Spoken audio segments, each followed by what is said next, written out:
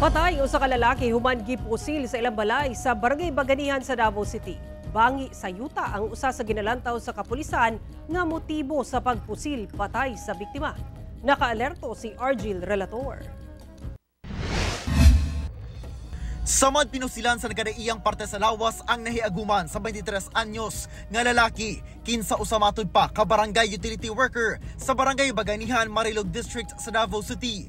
Human makapilang higayon nga gipusil samtang ana sa ilang balay sa sitio Bagong Silang alas 5:40 Martes sayo sa buntag.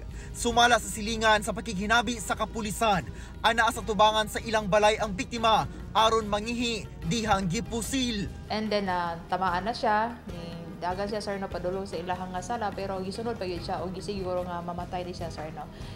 Misibat gilayon ang mga suspect human ang pagpamusil. Na-recover sa otoridad sa crime scene ang duha ka basyo sa .45 pusil o gapin kun kulang 50 ka basyo ug wala nakabutong nga bala sa 5.56 mm. Duna matud pay persons of interest ang kapulisan. Ginasuta pasab kung pila ka buok ang mitira sa biktima. Isyu sa yuta ang usa sa ginalantaw nga motibo sa pagpamusil. Ang usa ka rason ani sir no ning gumikan sa problema sa yuta diha nga lugar. Mao man gyud ni usually sir no nga rason kung anong naatay mga shooting incidents diha sa Marilog District gumikan sa problema sa yuta. Kauban si Jojo Solarte sa kamera. Ako si Argil Relator.